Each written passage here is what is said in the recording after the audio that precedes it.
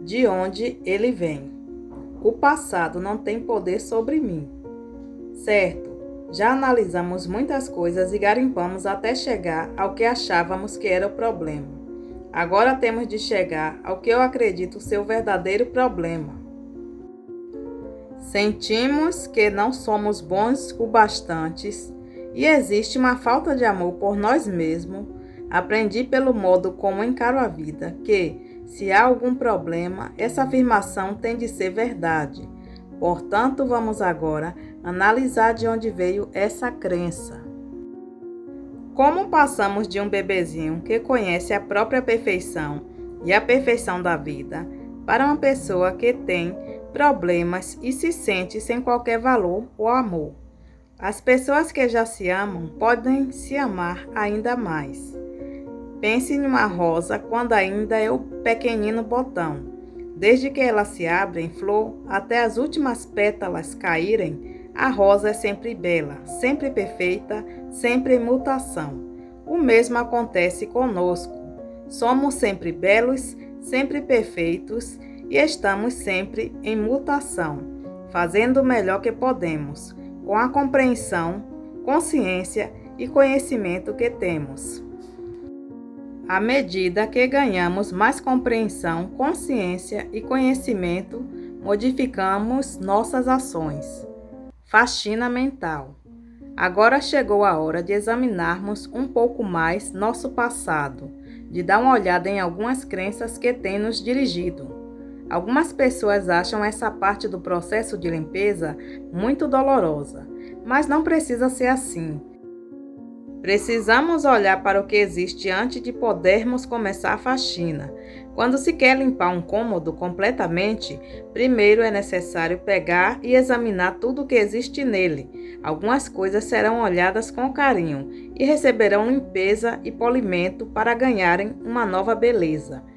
Outras talvez precisarão de conserto ou restauração, o que poderá ser feito depois com calma. Outras coisas jamais servirão para nada e deverão ser jogadas fora. Jornais e revistas velhas, pratos descartáveis, sujos, podem ser postos na lata do lixo, sem hesitação.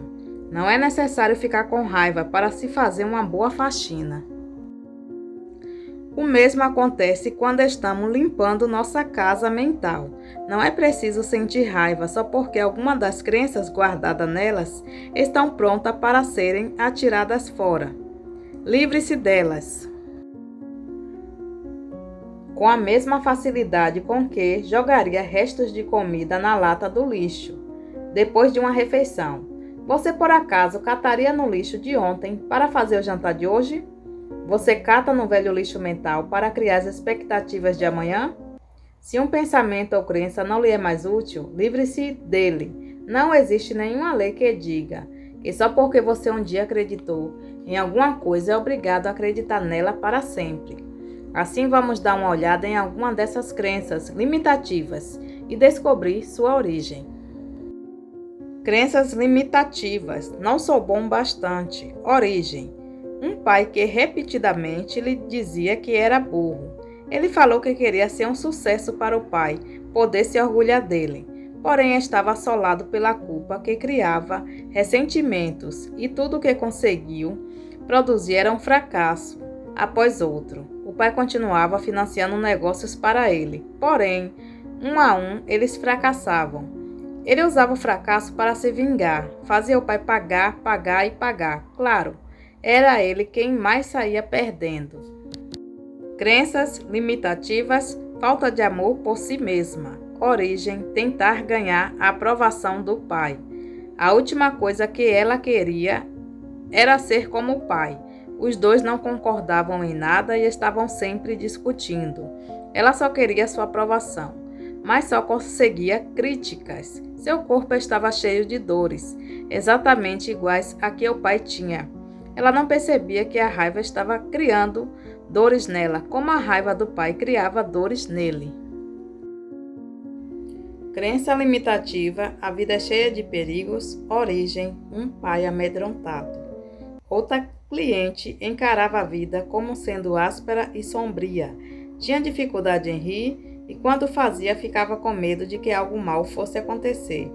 Fora criada com a admoestação, não ria, ou eles poderão pegá-la. Crenças limitativas, não sou bom o bastante, origem, está abandonado e ignorado. Para ele falar era difícil, o silêncio tornara-se um modo de vida.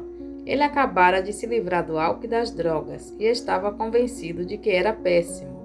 Descobri que sua mãe morrera quando ele era muito jovem e que fora criado por uma tia.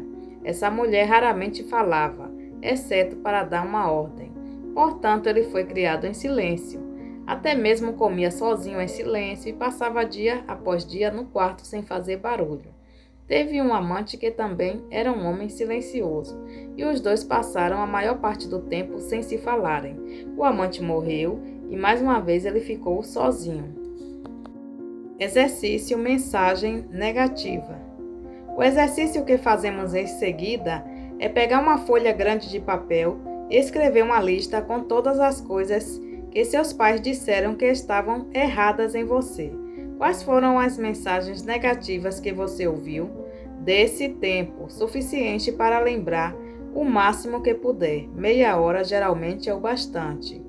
O que eles diziam sobre dinheiro, o que diziam sobre seu corpo, o que diziam sobre amor e relacionamentos, o que diziam sobre seus talentos criativos, quais foram as coisas limitativas ou negativas que lhe disseram. Se puder, apenas olhe de forma objetiva para essas frases e diga a si mesmo: então foi daí que veio aquela crença.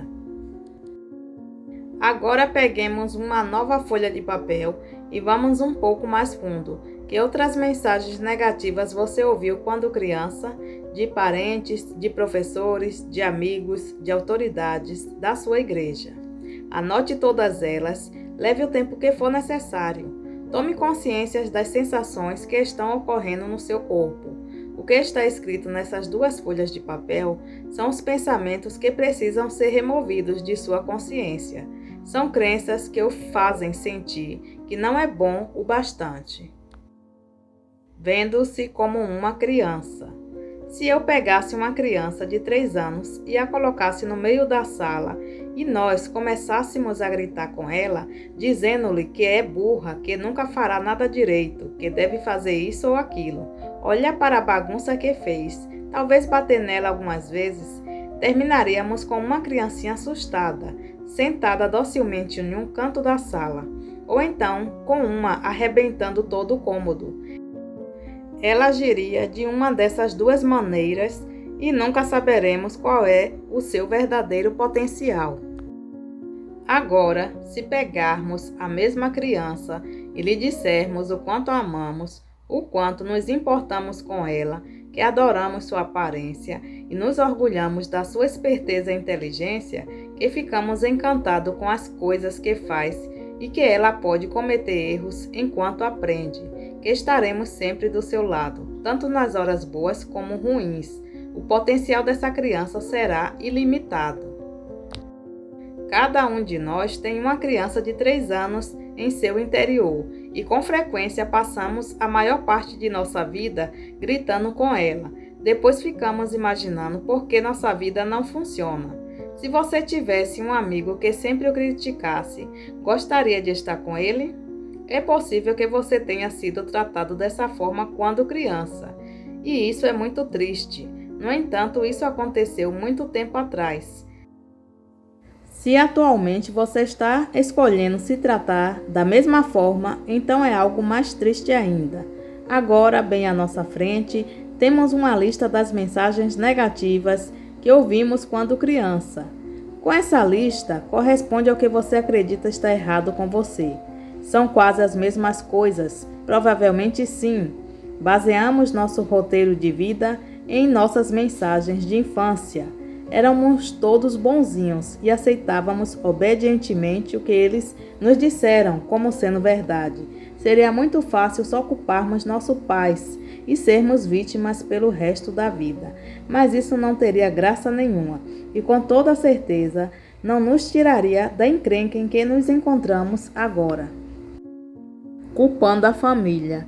A culpa é um dos modos mais garantidos de se permanecer dentro de um problema. Quando culpamos alguém, estamos abrindo mão de nosso poder. A compreensão nos permite elevar-nos acima da questão e assumirmos o controle de nosso futuro. O passado não pode ser mudado. O futuro é moldado pelo pensamento atual. É imperativo para a nossa liberdade entender que nossos pais estavam fazendo o máximo que podiam com a compreensão, consciência e sabedoria que tinham. Sempre que culpamos alguém, não estamos assumindo a responsabilidade por nós mesmos.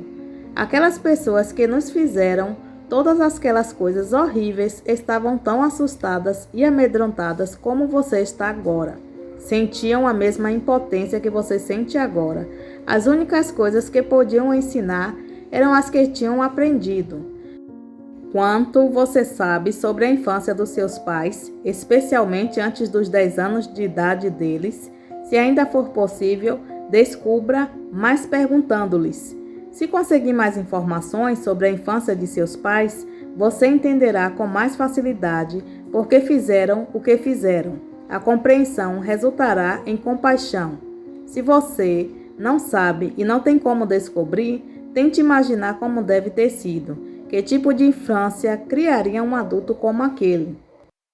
Você precisará desse conhecimento para a sua própria libertação.